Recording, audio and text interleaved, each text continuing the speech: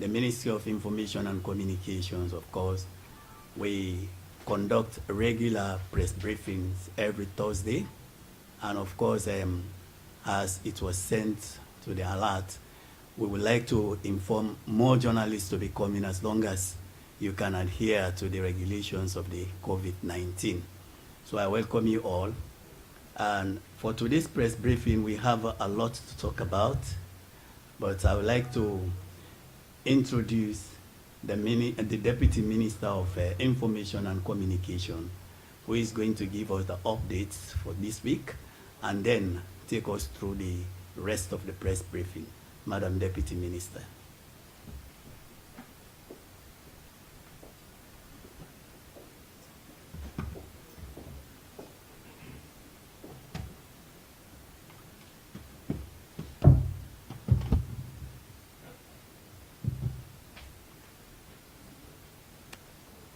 Thank you very much, Fonike. Let me apologize for starting the press conference a bit late.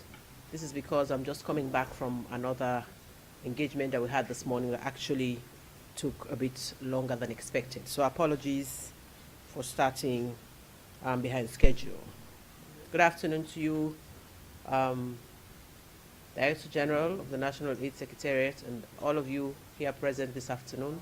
And welcome to our usual Thursdays press briefing at the Ministry of Information and Communications Conference Hall. So what this press conference seeks to address is to bridge the communications gap between the government and, of course, citizens. So what we do here normally on Thursdays is to invite ministers or heads of departments and agencies to come and talk to the people through the press on their activities and implementation of some of these activities that they undertake. So we want to carry the public along as we go on implementing our programs as a government. So let me once again welcome you here, members of the Fourth Estate. You've really been enjoying having updates from this particular meeting that enriches your reportage, both for the print and electronic media. So as always, I start with the weekly update. President Julius Maada Bio on Tuesday commissioned 50 high-grade garbage trucks at the Road Transport Corporation in Freetown. The 50 out of 200 trucks were donated by the Russian Government Federation through a bilateral relation between the two countries in order to improve waste management in the capital city and the regions of the country. The Anti-Corruption Commission has updated the general public of the actions and steps it has taken to address critical issues raised in the audit reports of Sierra Leone 2015 to 2018. These interventions focused on aspects of possible or alleged corruption and conduct inconsistent with the provisions in the Anti-Corruption Act of 2008. A total of 21 issues attracted the attention of the Commission for the purposes of investigating, prosecuting, or recovering public funds, public revenue, and public property after thorough reviews and analysis of the reports.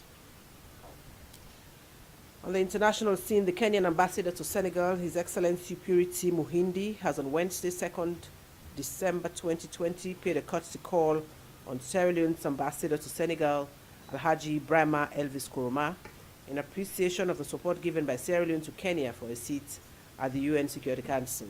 The two envoys discussed bilateral issues in the areas of tourism, agriculture, and trade that is beneficial to both countries and the African continent.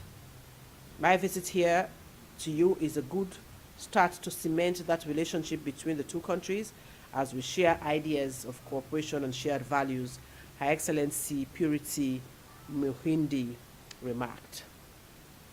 That brings an end to today's updates, and for the issue of the day, we have this afternoon in our midst the Director General and his team from the National AIDS Secretariat. As you may be aware, 1st of December every year is commemorated the world over as World AIDS Day. The theme for World AIDS Day is Global Solidarity, Shared Responsibility. For Sierra Leone, it was domesticated as National Solidarity, Shared Responsibility to end AIDS by 2030. The commemorations also saw the launch of the new National Strategic Plan that will guide the response to the HIV/AIDS pandemic up to 2025. What we have here, like I mentioned earlier, the Director General and his team from the National AIDS Secretariat is here and will be giving us more insights about the new strategic plan and the roadmap to enhance national solidarity, shared responsibility to end AIDS by 2030.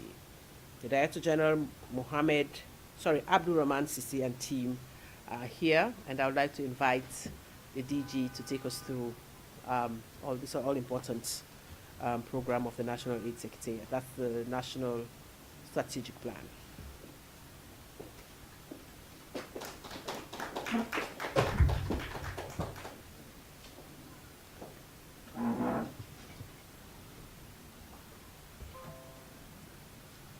Thank you very much, Honorable Deputy Minister, for the well welcome and the introduction.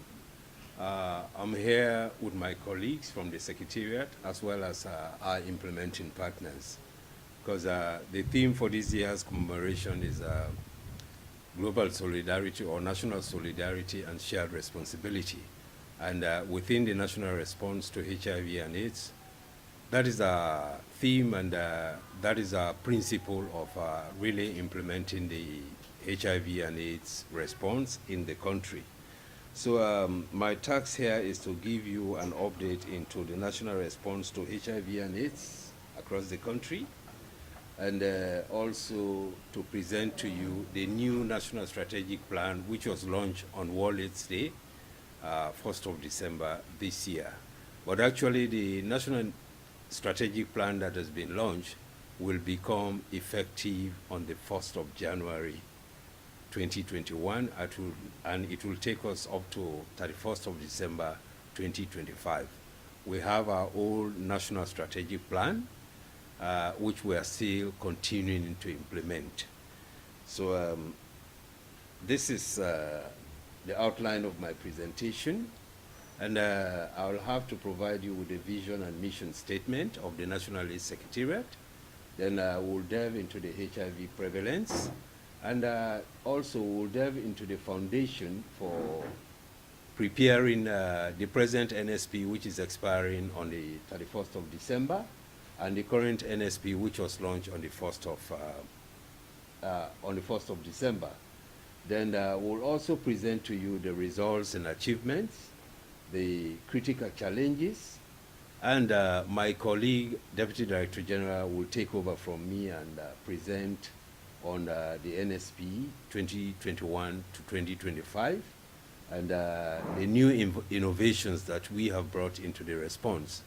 When it comes to question time, my colleagues or our implementing partners will also step in to respond to the issues that may be raised. So this is how we will definitely go with the presentation.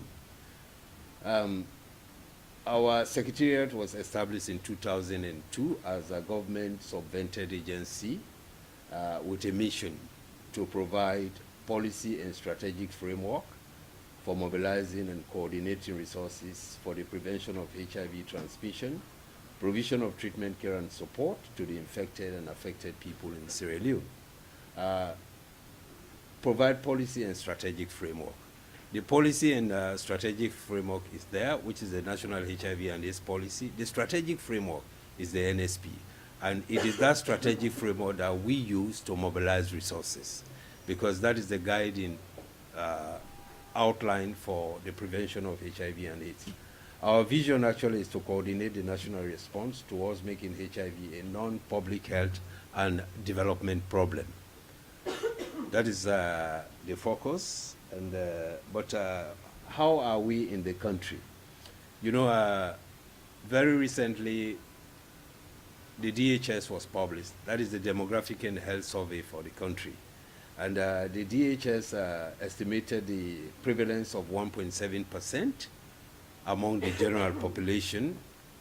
And for women, it is 2.2, and for men, it is 1.1%. And with this data, it tells you the feminization of the epidemic, meaning that the prevalence rate is higher among women than men.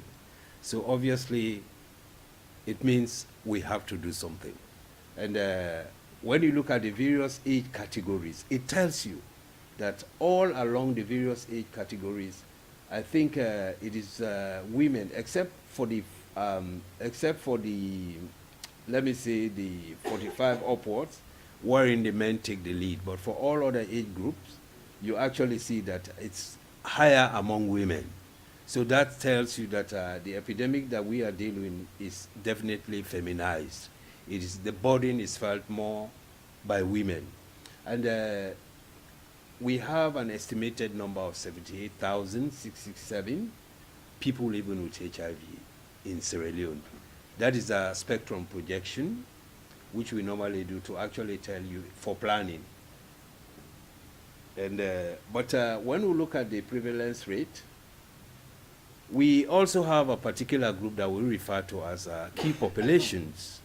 And the key populations are female sex workers, clients of sex workers, men having sex with men, people who inject drug, prisoners, and transgender male to female and transgender female to male. And when you look at this prevalence rate, it tells you that our epidemic is concentrated within specific population groups. This was a study that we did to actually determine, because you need to put in your resources, you need to put in your efforts where new infections are coming from.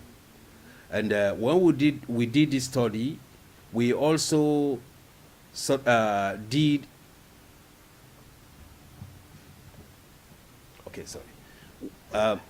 When we did this study, we also included a size estimation for us to actually determine the number of people in Sierra Leone that are practicing, that are MSMs, number of Sierra Leoneans that are in country that inject drugs, and also sex workers.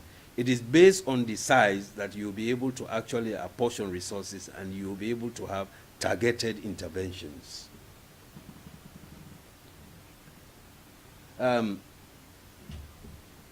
You will see these figures.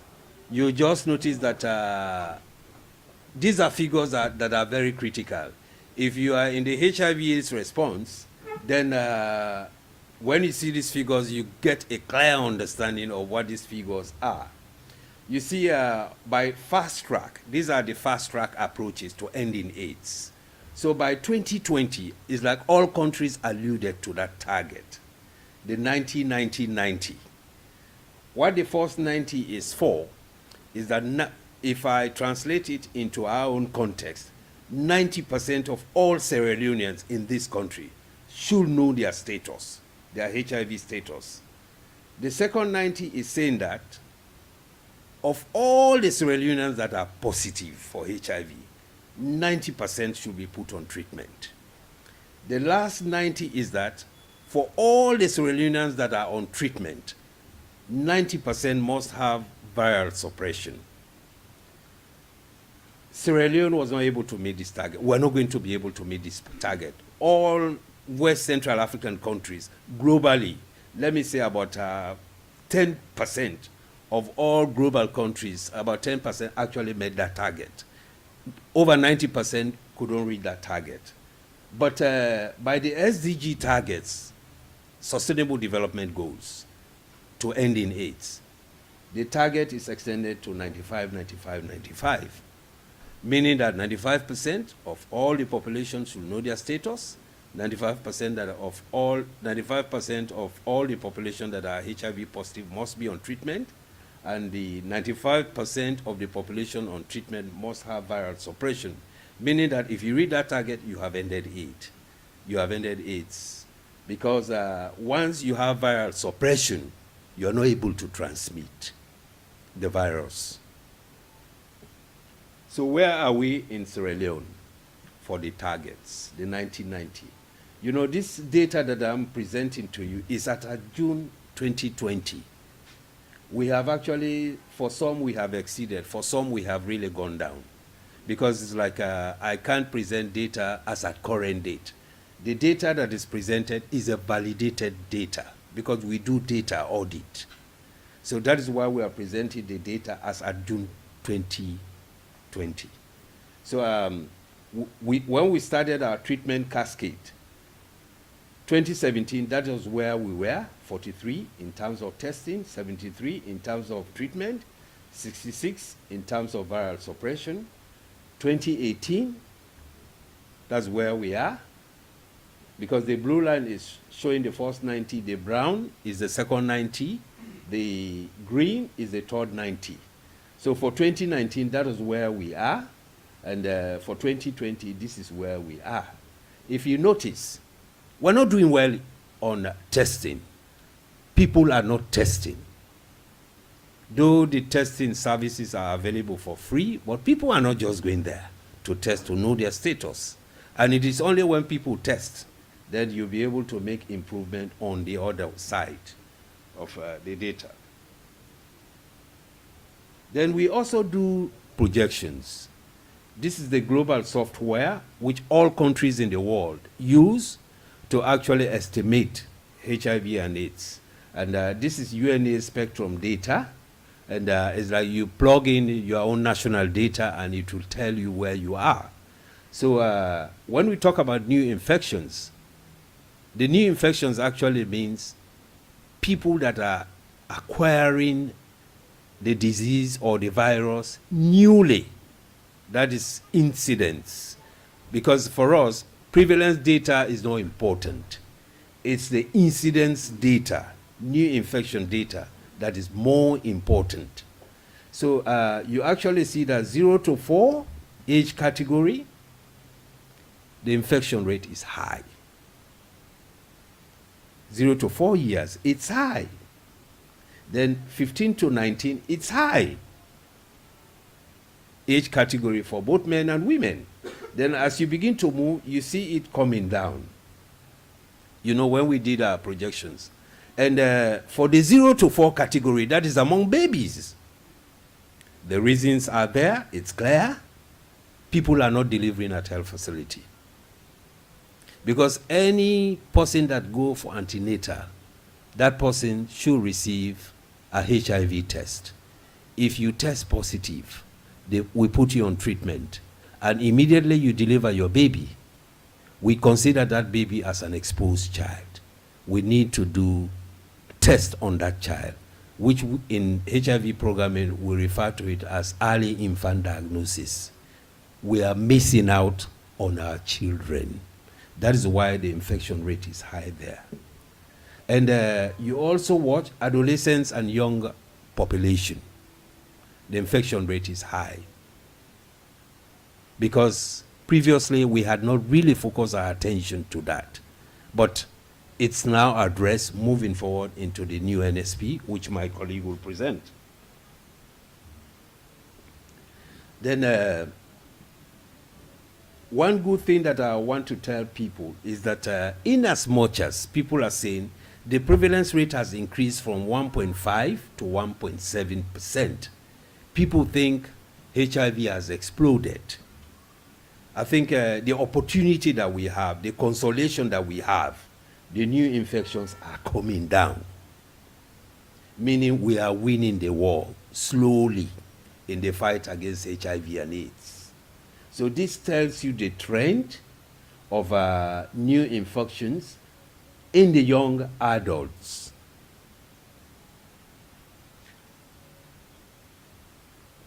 Then, this is the number of AIDS deaths, AIDS-related mortality. This also should provide to us some consolation. Consolation in the sense that treatment is working. People are living longer. You actually begin to see that initially when we started in 2013 on antiretroviral therapy, we had about, just few people there. We noticed that, yes, that was where we were. It increased slightly because we were like piloting. Then we went now full-blown, and you begin to realize that because people are now taking their medication, it's like they are now living longer. And previously, what you used to obtain is that people will have to take so many pills. You take so many tablets, like 5, 6, 7. Now, because of development, it's like you can have one pill combining all the medication. So, that issue of pill burden has been addressed or is being addressed. And there's more development coming out now in terms of the number of drugs that you take. So this tells us that HIV is no longer a death sentence. You can live with it, and you can still contribute to nations building. Then this is the trend of people that are on treatment for Sierra Leone. 2013, it was 9,173. And as at June 2020, we have over 35,000 Sierra Leoneans that are receiving life-sustaining treatment. We have already surpassed this figure. Come, let me say, January, when we'll have entered all our data, we'll have done our data audit, we'll tell you that this is the number of people, Sierra Leoneans, that are on treatment.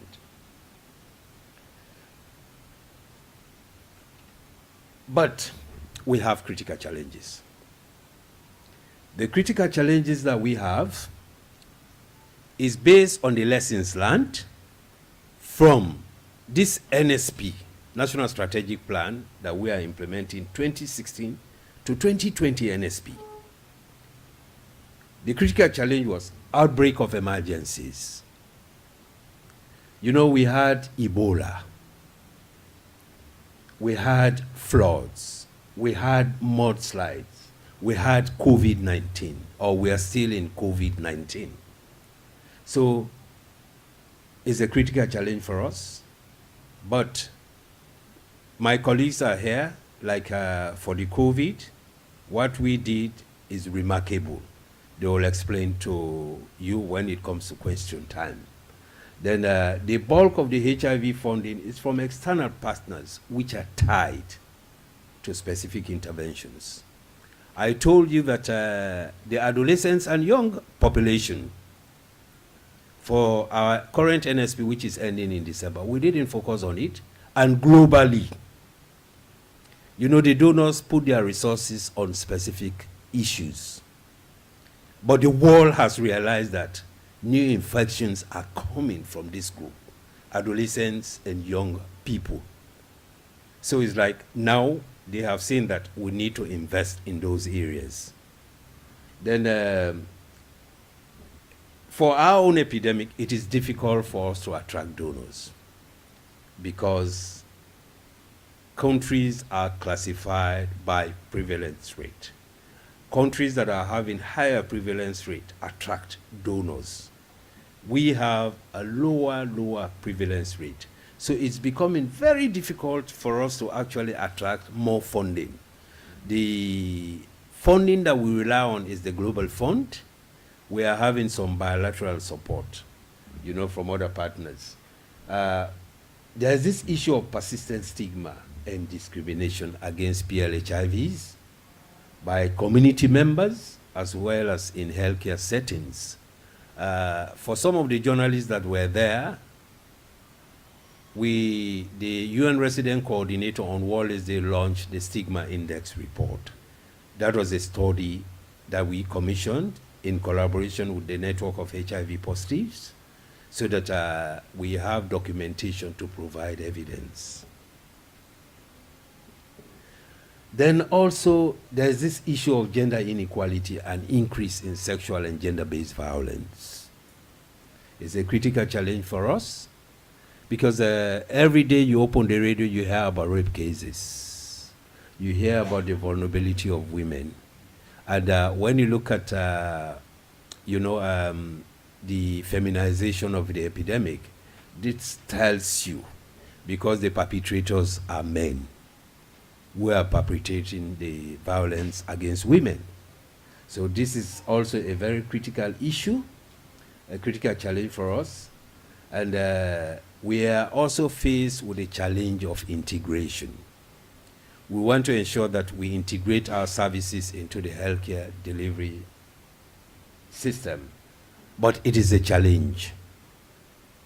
HIV, or people living with HIV, are living in almost all communities, and we don't have health facilities in all communities. And when you also look at some of those facilities, the capacity is not there. You need to build the capacity. So it's like you have to be cautious on how you integrate. Otherwise, you put in your service, instead of you hoping for a result, you end up causing damage. Then there's also economic and social vulnerability of PLHIVs, people living with HIV. That is also a very critical issue. And there's this issue of social protection for them, and which I believe my colleague is going to present. And the other key category group that we had missed out for so long in our response is people living with disability. And today is International Day for Disability. Am I correct? And what happened is that I heard the guy saying there is no data on people with disabilities. I want to announce to this house that we have commissioned a study. But the study is going to focus on the HIV component. That is integrated biological and behavioral surveillance study. We'll be able to estimate the people living with disability in this country and tell you that this is the HIV prevalence rate among people with disability. This is the behavior pattern of people with disability within the context of HIV and AIDS. I think let me stop here so that my colleague can take up from this point and present the NSP. Our colleague partners are also here, so when it comes to question time, they will help us. So DDJ.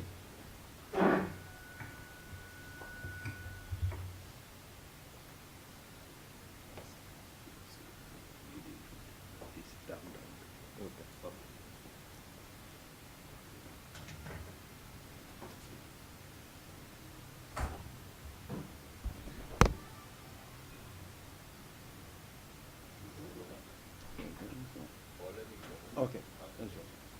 Thank you very much. I want to thank the Deputy Minister of Information and Communication, first and foremost, in chairing the Wellness Day that ended up in a very successful manner. as well as welcoming us in the ministry.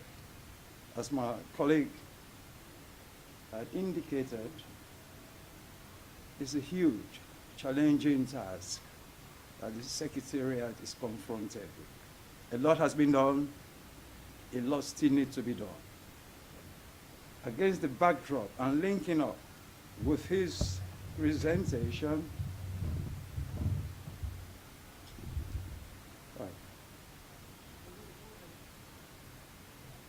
linking up with his presentation, our second phase of our presentation is going to focus on the development of the current National Strategic Plan.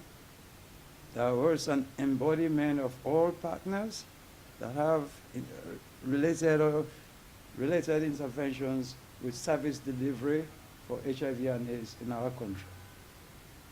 And that was basically helped from the National Midterm Development Plan. That is the cornerstone for the current government's unfolding approach for social development of its people.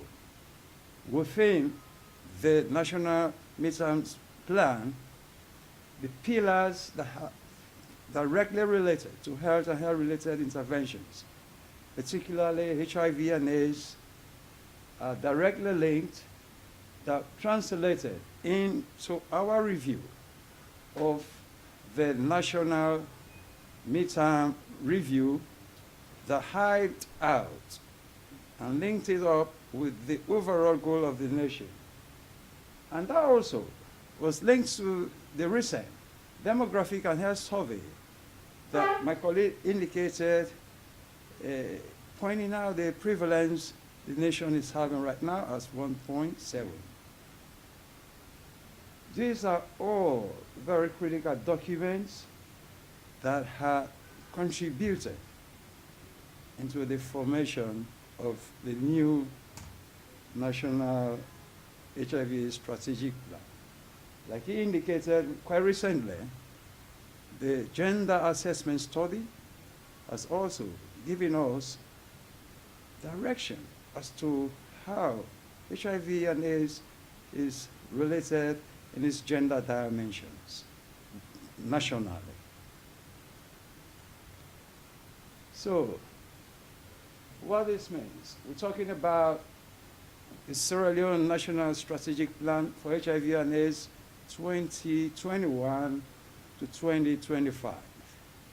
I want to remind our colleagues here that by the time we conclude this strategic plan, we'll be only having 5 years to ensure globally we are done with HIV and AIDS. So as we leave here, we're going to go with very critical challenges as indicated by my colleague. How do we contribute in turning around the approach to accelerate, one, service delivery, two, reduction in the data, the indicators, such that our country is saved from the virus? How do we go about that? We say the National HIV National Strategic Plan contributes to the realization of Cluster 1 of the Human Capital Development. You may want to recall when HE President, retired Dr. Julius Maada Bio, took over governance, he has underscored human capital development as the fundamental building block of his government infrastructure. So, specifically accelerating healthcare delivery in Sierra Leone of this very midterm national development plan.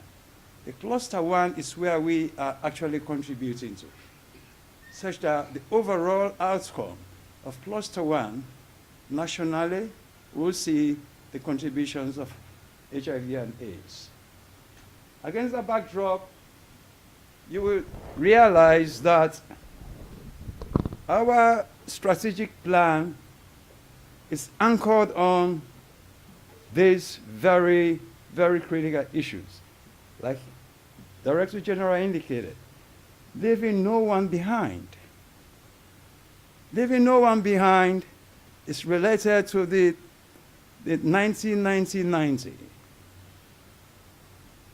You will realize in his presentation as the spectrum projection, there are about 78,000 Sierra Leoneans infected.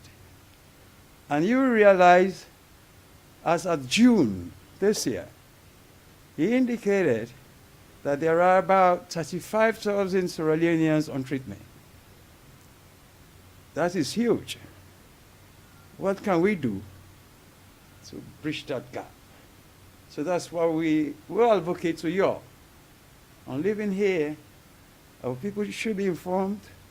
The services, like he indicated, are available to bridge that gap. So it's anchored on leaving no one behind.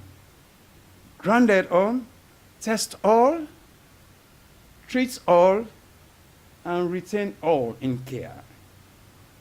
What this basically means are the 3 90s. Every Sierra Leonean should know his or her status. And if you are positive, you should be on treatment. As long as you are on treatment, your viral load will be suppressed. By extension, you cannot transmit the virus to some other person. So we will all leave here with lots of information for people to be aware as to which route they go. So we're looking at the goal of the National Strategic Plan. The bigger goal is reduction of new infections, like my colleague indicated. If that is done, then we have intercepted the transmission. The second goal is reduction of AIDS-related mortality. Any condition that has relationship with the HIV virus that contributes to death should be reduced or entirely non-existence. And the third goal is elimination of HIV/AIDS-related stigma and discrimination. He indicated HIV/AIDS is not a death sentence, so surely there is no reason why we should shy away from our brothers and sisters who are positive. That alone could create massive, social negative impact on people that are positive with HIV and AIDS. So we should try very hard to break the idea of stigma and discrimination. We also want to update the press on the funding of this National Strategic Plan. It has been costed, and basically that is what is required, $349 million to implement that up to 2025. It's a huge gap, and it has started. So your presence here could be an advocacy channel as to how this could be accomplished. The strategic objectives of the National Strategic Plan are really focused on 3 critical thematic areas. Prevention as one critical thing. If we prevent it, there is no reason for us to move to the next steps. So the first priority is for us to intensify prevention interventions. We all know most of them, awareness raising, making the population be aware of where to access preventive information and what to do as to prevention. Second strategic objective is treatment, care, and support. The people that are found positive should be treated, cared, and supported, such that They don't face issues as stigma and discrimination. And as my colleague indicated, enabling emerging environments, like he indicated, COVID-19, these are things that we could be prepared to confront in the event they occur, such that the services of people living with HIV and AIDS are not stored. These are basically the details of what we have just talked about, and because of time, we'll look at we have talked about the preventive interventions, and these are the expected outcomes if they are effectively implemented. Treatment, care, and support. These are the expected outcomes. You know, if the prevention interventions are done, treatment interventions are done, we will accomplish the targeted goals. Then there is emerging environments, you know, and enabling environments. Like indicated, we've got strengthened leadership and management of the National AIDS Response. It has its highest technical and political commitment. That's why we saw like the minister and other ministers and other people, stakeholders. We are even out there, what is this celebration? So those speak for themselves. Financials of the National Strategic Plan. Paramount of it all is the government of Sierra Leone. Massive contributions from the government of Sierra Leone. The human resource gap that is being supported. Financial resources that are inputted into the national response. But key amongst our development donor partners is the Global Fund to fight AIDS, tuberculosis, and AIDS. In our World AIDS Day commemoration, the CCM, the Country Coordinating Mechanism for Global Fund, represented, indicated Sierra Leone has won 151 million United States dollars for the intervention of all these three conditions. What that means is 44 million of that is actually allocated for HIV/AIDS interventions.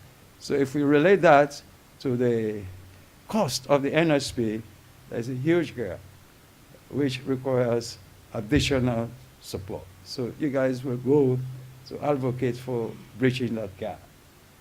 There are bilateral partners who also have been contributing to the response. To name a few, the German government, through the KfW, PEPFAR, the country has just won support from the US government, and AHF is Health Foundation, Soltis, and a lot more have bilateral support, thematic-led interventions that their organizations stand for.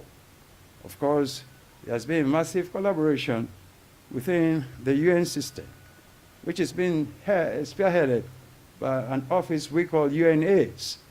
And we also want you guys to know that there's a current country director who is so passionate about the Secretariat's activities and is so open to see that this country succeeds to turn the bad indicators round.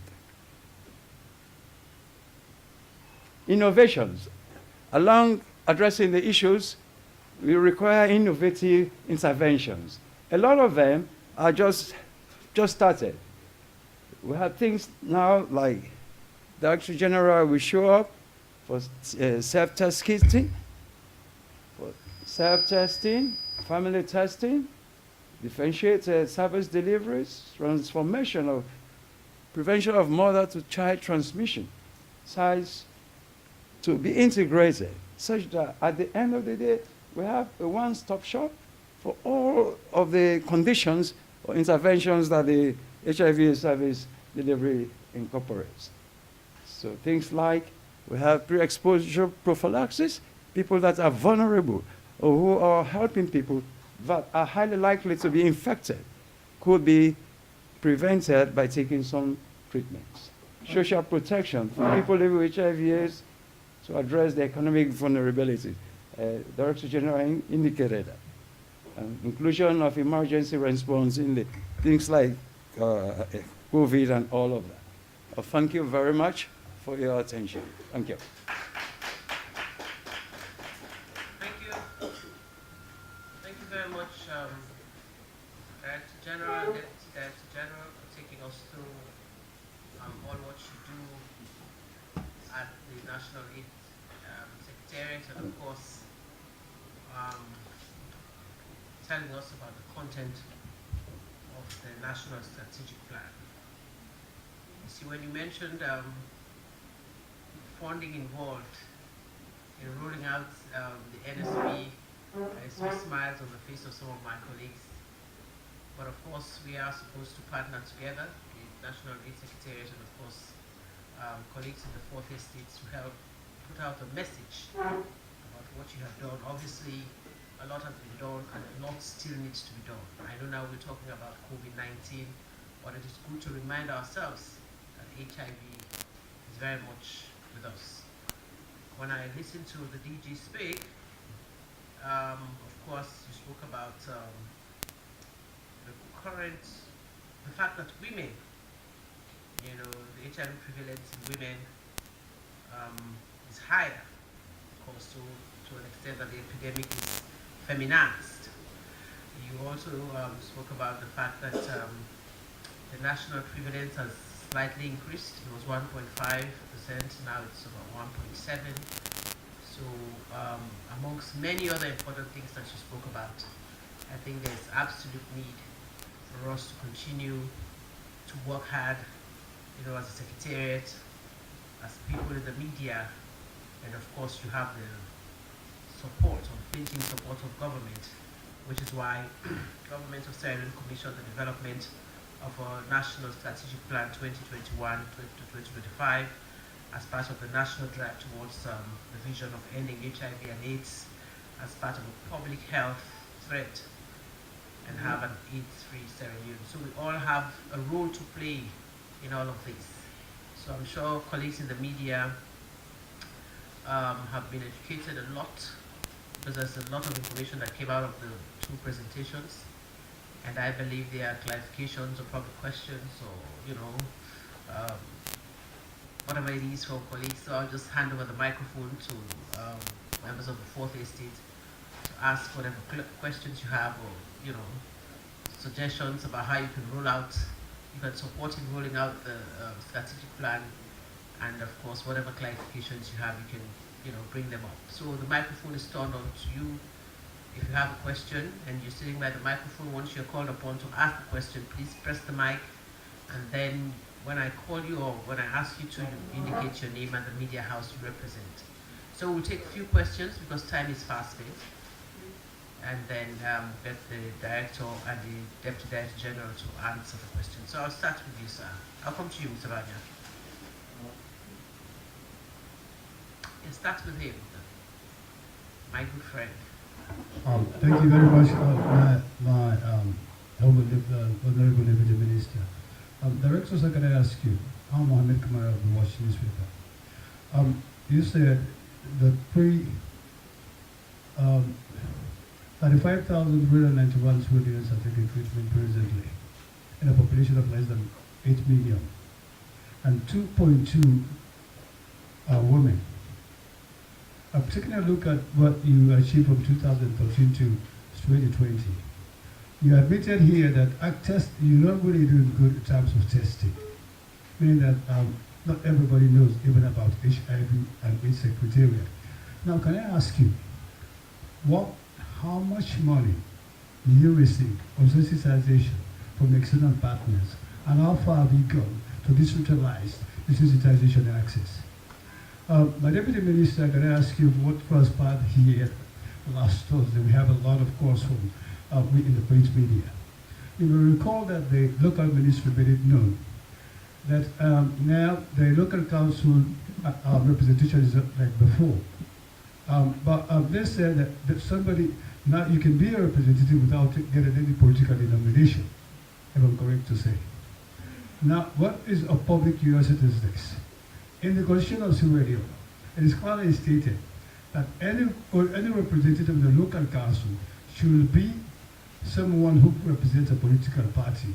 And from what we heard here, it has not been amended in Parliament, and I understand that your ministry is going on a nationwide tour to sensitize the people about the new initiative. Can I ask you, will you go back to Parliament before you go? Or would you go before Parliament gives you the okay? Thank you. Thank you very much. Yes. Banya, you can come to sir. Good afternoon, Mohamed Lamin. I'm Banya from AYB. My question to the DG, I've been expecting you to tell us the IRIX district from the IRIX district from the 78,000 above HIV positive. Also, I want to know as to why from the projection the adolescents from 14 to 19, as to why they are the IRIX in terms of infection.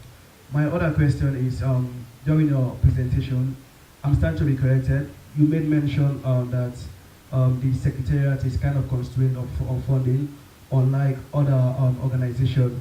So there is a projection for your NSP that you need more than 300,000 United States dollar for the NSP. Looking at the time frame, and from what you said that you are struggling from funding, we are very close to 2025. Are you trying to tell us that Sierra Leone is not safe? Thank you very much. Yes, yes. Usman Ola, Justice FM. To the directors, the difference between treatment and viral suppression. Then, according to the spectrum, you said it indicates that people are not going for testing. From the Secretariat, what have you found out that has led to that? All right, we'll take one more and then we get the directors to respond. Yes, sir. Yeah, I will not particularly myself this. Let me just link this question to the last comments my brother just made. You mentioned the issue of low turnouts for testing. And if you see the views of people out there, there is this issue of confidentiality. It's a big problem. What are your plans to ensure self-confidence or secrecy in terms of testing be a personal something instead of public? Thank you very much. So the director will respond. Director, please here. Okay. Thank you very much. I think I'm here with our colleagues, and they will help me respond to most of the issues. Regarding the issue of sensitization, I think this is one area wherein donors are really moving, are shying away from. Because when you look at the HIV response, there are critical areas that really require resources. Take, for example, the issue of treatment, the issue of drugs. But I'll tell you that we have two organizations that are providing awareness raising, and also for the other organizations that are working on HIV and AIDS, is that we have integrated peer education, and there's also this issue of face-to-face. So these are all. And regarding sensitization, actually this issue should not be just left to the HIV and AIDS alone. Colleagues as media, what can you do? You also can contribute. If at least you put a sentence in your paper, HIV is real, you are all contributing. HIV is a multi-sectoral issue. Government alone cannot do it. We all have to come together to actually address HIV and AIDS. And there was a question on people are not going for testing. Yes, we have realized that because of confidentiality, whatever as mentioned. That is why moving forward into 2021, starting from January, we are going to introduce self-test kits.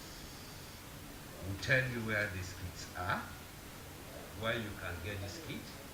Is that when you get the kit, You alone, you can go into your room, you do your test. If the test proves positive, then you need to go for confirmatory test. If it proves negative, then after 12 weeks, you need to do another test to confirm that yes, you are negative. So these are the new innovations that we are coming up with. Because if we tell people walk into the testing facility, they will not go there. So this is one initiative. And we are also introducing another initiative of family testing, wherein we go to the household, encourage the people. If one person tests they are positive, you almost try and test everybody. That is also one issue. And we are transforming the PMTCT's facilities into ART sites. We want to expand so that at every facility, you will have HIV and AIDS test. More so the pregnant women. In my presentation, I told you that 0 to 4 category is high. And what that tells us that we are not doing well in our PMTCT. So what we have done now is to scale up the PMTCT's facilities as treatment facility. So if a pregnant woman come there, we test for HIV. If you are positive, they put you on treatment within that same facility. You deliver there are services. And one thing that I can even tell the press, that tomorrow we are validating our EMTCT strategy. Elimination of mother-to-child transmission to HIV. We are launching that strategy tomorrow. And when we launch that strategy has to go with an operational plan to address the issue of PMTCT. The gender dimension, gender aspect of the HIV issue, we collaborated with the Ministry of Social Work and Gender and Children's Affairs. This is an advocacy kit. We did a gender assessment of the HIV response. Based on what really came out of that assessment, we have developed an advocacy kit. This is an advocacy kit. They all inform the development of the new NSP. And difference between treatment and suppression. Dr. Jinika.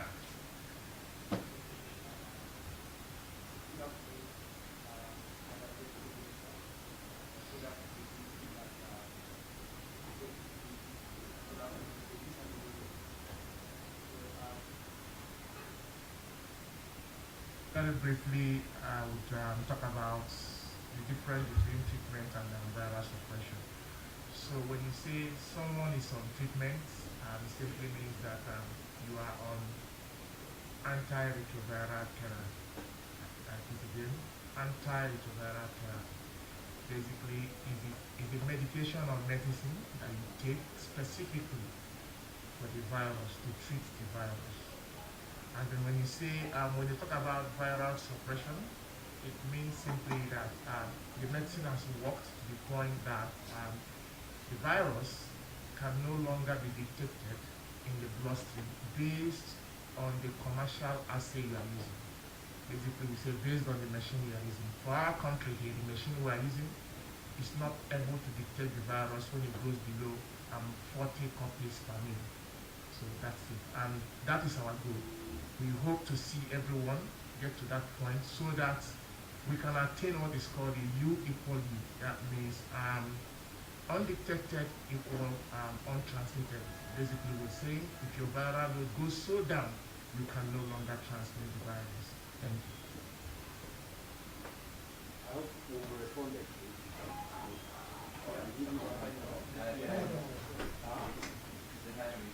Yeah, the high risk district, good. The strategic plan that, the brochure, you will see the high-risk districts. Initially we started with 6 high-burden districts. For 2016 to 2020 NSP, we focused our intervention on those 6 high-burden districts.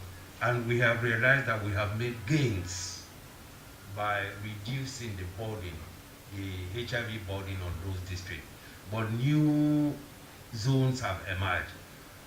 the most, let me say, western area is a high burden district for the entire response. Western area, urban, western area, rural. The caseload is high. Then you also have Putloko, Moyamba, etc. You get it from those items. So when it comes to programming, the high burden district, those are the areas we really focus our attention on. Not that we leave out the entire country, but we really put our strength where the issues are.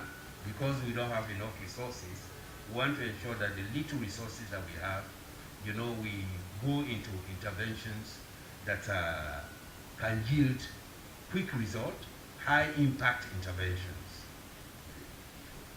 All right, thank you very much, Director General. Mr. Kamara, your question was not quite clear, but of course, as you may be aware, what we do here every Thursday is to come with heads of MDAs and come up with issues. I mean, depending on how topical the issues are, to come here to put out their own point of view and then give you an opportunity as journalists to answer those questions. And the Minister of Local Government was very clear when it came to the issue of the decentralization policy. The content of that policy was as a result of, you know, they did extensive consultations, and of course, you know, they had people that they spoke to, and what the people said they wanted was what found its way into that particular policy. Now, he mentioned clearly also that that policy also will be taken to Parliament. So some of the issues that you're talking about, some of the issues that you raised, I guess if it gets to Parliament and those issues come up, of course the appropriate response will be given, or the appropriate reasons for that will be given to them. And what we do here as a Ministry of Information is to put out information, clarify issues. So what we do normally when we have issues like this, we meet as a team, agree on various ways to, you know, cascade the messages. So at the end of the day, whatever concerns or clarifications that people might want to seek, we avail ourselves to make sure that we do that. So that's what we do as a Ministry of Information. So thank you very much, ladies and gentlemen.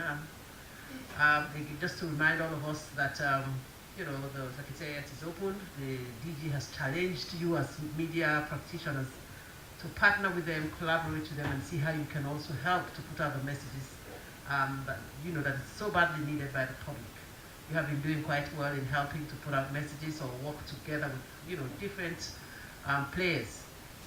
I mean, doing your role as journalists, which we very much appreciate. We want to just continue to encourage you to do that, and do that so much more, so that for the benefit of our public. So thank you. The press conference resumes again next Thursday, and we hope to see you guys again.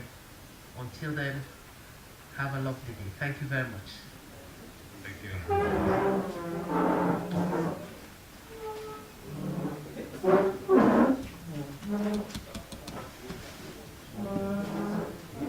Hmm? 076 664 222. Abdul Rahman Sise. All right. Yes, sir. Abdul Rahman, you write it. Abdul Rahman. This is my number. Okay. Abdul Rahman Sise. Abdul Rahman Sise. General of NAS. Yes.